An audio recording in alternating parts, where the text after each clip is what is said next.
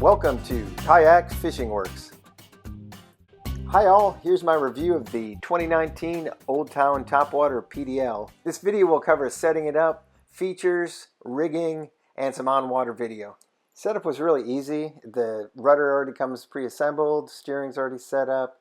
You just have to attach the steering knob, but that's just a matter of one screw and snapping a little plastic ball together.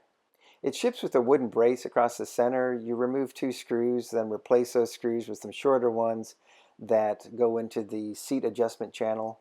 Setting up the seat is really easy. It's just a matter of sliding the locking mechanisms onto the seat adjustment track and then adjusting the straps to hold the back of the seat up. There are also 2 nylon straps that go over the rear bottom of the seat frame, and these are held together by 2 side release buckles. The pedal drive unit is pretty much ready to go. You just have to insert the thwart, which is the round aluminum tube that attaches down to the kayak. The drive is easy to attach. It's just a matter of setting it into place and then giving the 2 securing knobs a half a turn. Also, the drive ships with 2 extra shear pins for the prop. Setup was really straightforward. Old Town also provides a really nice 2-page sheet that has color photographs and really detailed descriptions of how the different components go together. Now let's go over some different features of the Topwater PDL. It weighs about 77 pounds without the drive unit. With the drive installed, it's around 100 pounds. It's 10.5 feet long, 36 inches wide, and it's a catamaran design, so it's a really stable hull. Here I'm in calm water, but I've been in pretty good chop and taken some pretty significant boat wake both head on and from the side, and I haven't had any issues feeling like I'm going to roll it.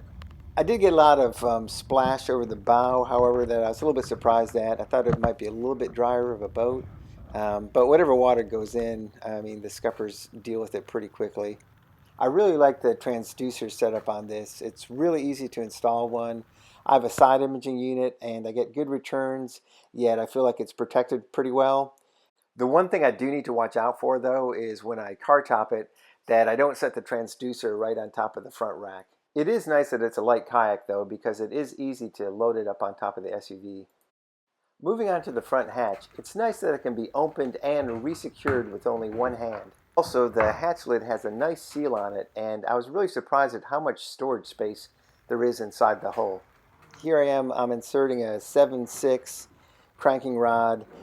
Now, I felt like I had to flex it pretty good to get the very end of the rod in there, but I had no issues with my 7-foot and 7'3" rods.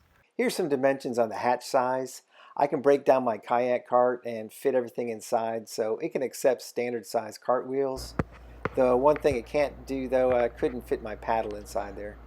I'm really impressed with the thickness of the hull material, as well as how much stiffening and bracing there is in the hull design.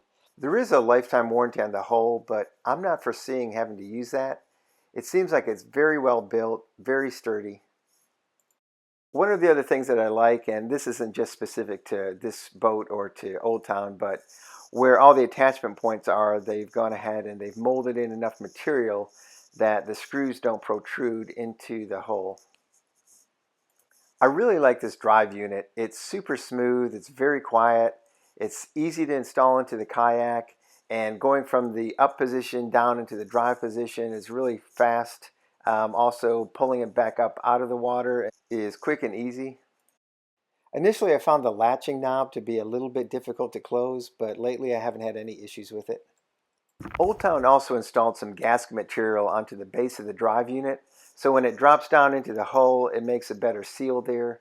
They've also added 2 one-way scupper plugs at the front, so if water does get in, which it will when you're pedaling along, but it drains out pretty quickly. It's really been a nice transition going from a paddle kayak to a pedal kayak. Not so much for calm days, but definitely on windy days. For sure, my frustration level has dropped. My enjoyment level has gone way up when fishing in the wind. It's so much easier to hold boat position, and I don't have to anchor up all the time. It also gives you a lot of control when you're fighting a fish. So when you're getting, say, pulled into some cover or into the bank, it's nice to be able to pedal backwards and pull yourself out of that. So for me, a comfortable pedaling rate gets me around 3.25 to 3 3/4 miles an hour. I've been able to actually pedal up to 5 miles an hour, but man, I mean, it just burns you out, and it's not for very long. So you're definitely hitting, I think, with whatever the whole speed is at that point.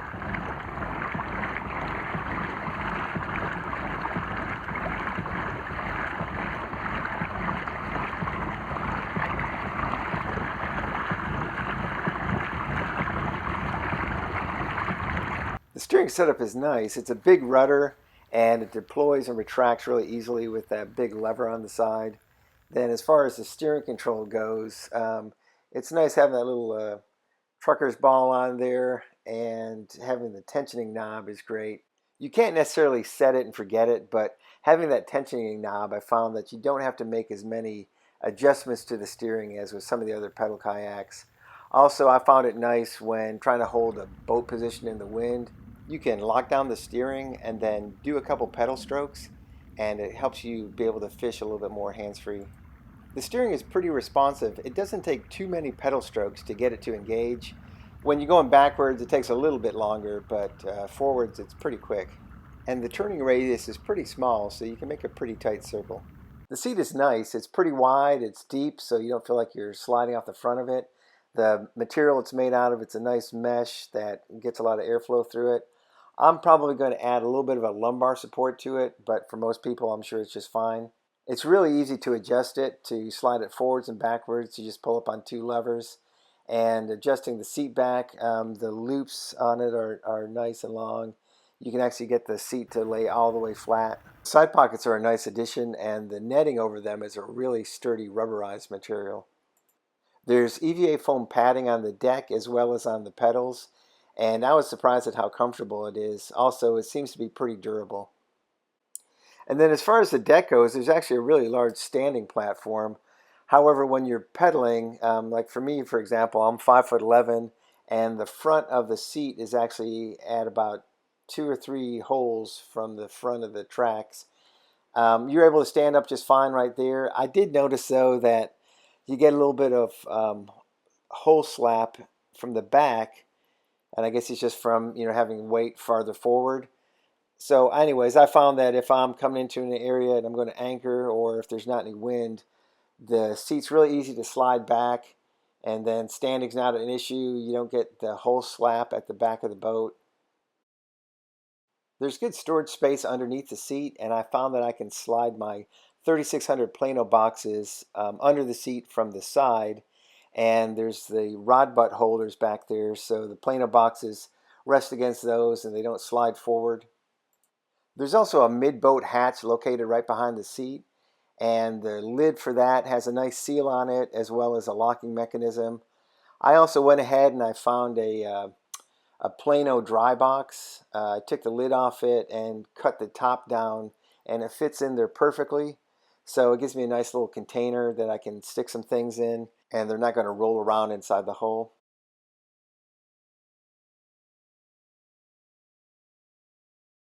I also put my fish finder battery down inside the hole below where the seat sits, and I secured it in place with a wide nylon strap that runs around the battery and the scupper tubes. The rear tank well is very large, and I like the way it's configured. I did go ahead and reroute the way the bungees are. I set them up so that they go around the perimeter of my kayak crate, and I have some clips on the crate that I can pull the bungees up and secure it with that. The other thing I like about it is there's a lot of space in front of the crate, so I can drop a cooler in there as well, and yet things are still really accessible. There are 4 handles on the boat. There's one on the bow, one on the stern, and then 2 midship. And all the handles, they're nice and wide. They're easy to grab.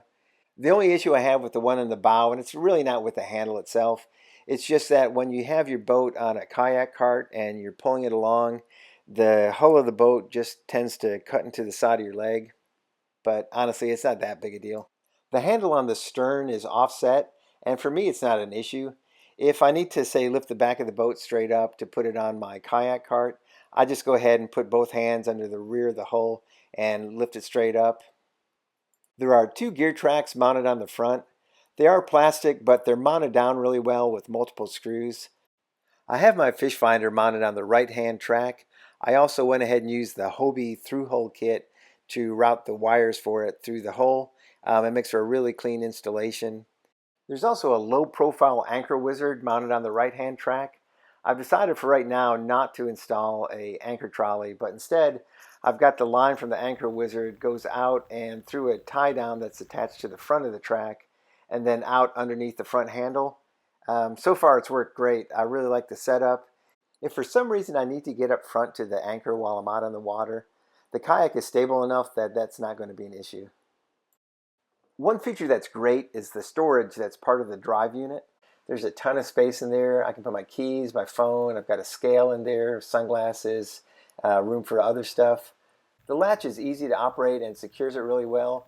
And when you have the drive kicked forward and you open the hatch up, everything stays in place, nothing comes spilling out of it. I'm planning on making a small holder that I can attach to the top of the drive unit.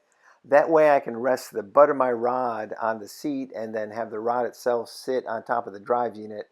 I'll be able to pedal along that way without worrying about the rod falling off to one side or the other. So far I really like fishing out of this kayak. Even though it's 10.5 feet long, it just seems to feel like a bigger boat while you're on it. I guess partially because of the width of it, and there's so much storage on it. Plus, everything's really accessible, so getting stuff out of the tank well, that's an easy reach. You can get up front, you can get inside the hatch, even on the water, just because it's so stable. Just want to thank Old Town for coming out with what I think is a really well thought out, well designed, very fishable kayak. Has a lot of features to it, and they come in at a really competitive price point for a pedal kayak. Also, just a shout out to Matt at ACK in Austin. Just a really great guy to work with, and I really appreciate him helping me out with this order. Well, that's my review of the 2019 Old Town Topwater PDL. I really hope you got something out of this video. Please, if you have any questions or comments, leave them down below in the comment section. I'm really excited to get this kayak out into some upcoming tournaments that I've scheduled. So I know I'll be spending some time on the water. I hope you guys can find some time to go out and spend some time in the water yourself.